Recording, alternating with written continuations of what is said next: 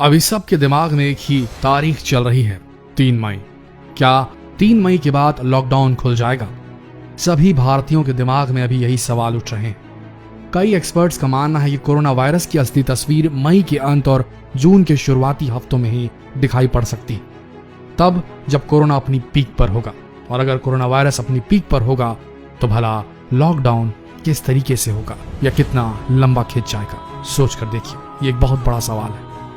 बहुत से वैज्ञानिक इसी सवाल के उत्तर को ढूंढने में लगे हैं। अमेरिका की द बॉस्टन कंसल्टिंग ग्रुप यानी कि BCG ने द जॉन हॉपकिंस यूनिवर्सिटी के डेटा के आधार पर दुनिया के 20 देशों का कोरोना चार्ट तैयार किया है। इस चार्ट के मुताबिक चीन को छोड़कर बाकी देशों में जुलाई से पहले लॉकडाउन खोलना संभव नहीं है, लेकिन अगर लॉकडाउन हटा दिया जाता है, चाहे किन्हीं भी वजहों से हो, हालात बेकाबू हो सकते हैं। तब बॉस्टन कंसल्टिंग ग्रुप के हिसाब से ऐसा अनुमान लगाया जा रहा है कि भारत में लॉकडाउन सितंबर तक खोलना ही सेफ हो सकता है, लेकिन अगर उसके पहले लॉकडाउन हटा दिया जाता है तो भारत की मेडिकल व्यवस्था को देखते हुए कोरोना के मरीजों की भारी वृद्धि हो सकती है। BCG ने ये रिपोर्ट अब तक के हालातों को देखते हुए बनाए और इसी रिपोर्ट के आधार पर कहा जा रहा है कि लॉकडाउन अगर सितंबर से पहले खोला गया तो भारी तबाही हो सकती है भारत पे। BCG की इस रिपोर्ट में हर देश के आंकड़े हैं, कौन से देश में कब कोरोना मरीज पाया जाएगा, कब उस देश में सबसे ज्यादा मरीज संक्रमित होने वाले हैं, और इसी डाटा के आधार पर सारे अनुमान लगाए जा रहे हैं। इस रिपोर्ट के मुताबिक भारत ने समय रहते लॉकडाउन की घोषणा तो कर दी थी, लेकिन बाद में यह भी माना जा रहा है कि जून के तीसरे हफ्ते तक कोरोना भारत के पीक पर होगा। और इस रिपोर्ट के मुताबिक ये माना जा रहा है कि भारत में लॉकडाउन सही मायनों में सितंबर के दूसरे हफ्ते तक ही पूरी तरह खोला जा सकेगा। आपको बता दें कि बॉस्टन यूनिवर्सिटी यानी कि BCG का डेटा हमेशा विश्वसनीय माना जाता है, इसलिए दुनिया भर के वैज्ञानिक इसी डेटा पर विश्वास कर रहे हैं।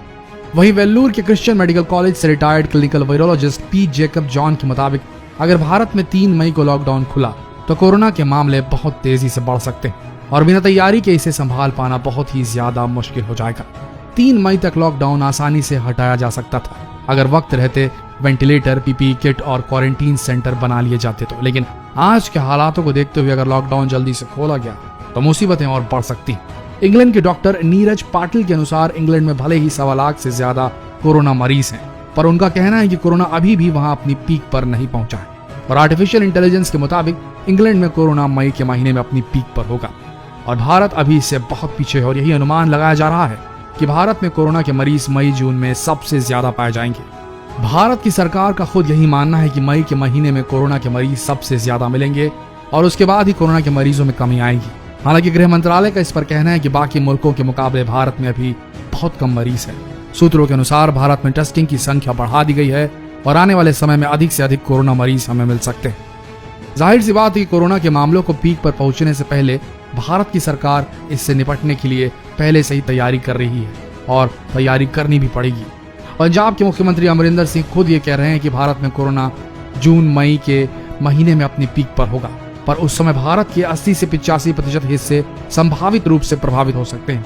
इतना ही नहीं, भारत के करीब 58% लोग इसके गिरफ्त में हो सकते हैं, ऐसे भी अनुमान लगाए जा रहे हैं। वहीं गर्मी और कोरोना के कनेक्शन को लेकर भी बहुत सारी बातें सामने आ रही हैं, यानी कि गर्मी आने पर कोरोना का संक्रमण कम हो सकता है, मगर एक्सपर्ट्स का मानना है कि आंख बंद कर लेने से खतरा टलने वाला नहीं, क्योंकि ऐसी उम्मीद कम है।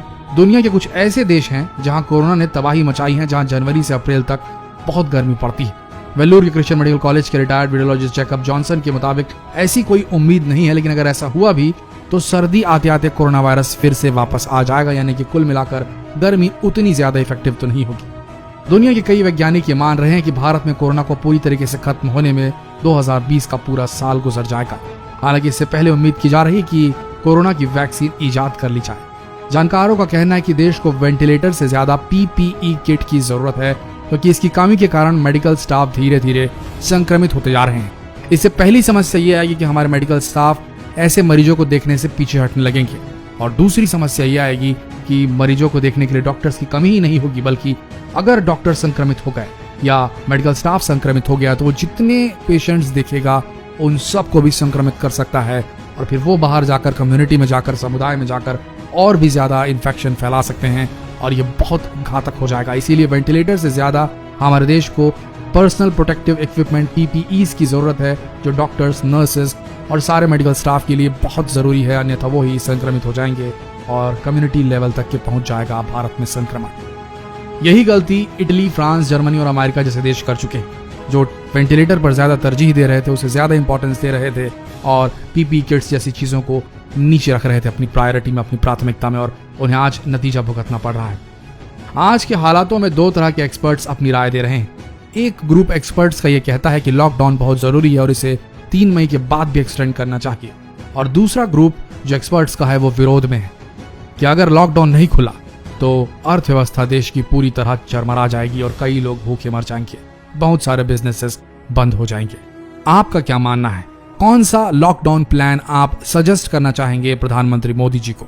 कमेंट सेक्शन में डिटेल में लिखकर जरूर बताएं, और जितना हो सके ये सवाल सभी से पूछें। इस वीडियो को शेयर कर फेसबुक पर, व्हाट्सएप पर, जहां कहीं भी शेयर करना चाहें इस वीडियो को शेयर करें और इस सवाल का जवाब ढूंढने की कोशिश करें।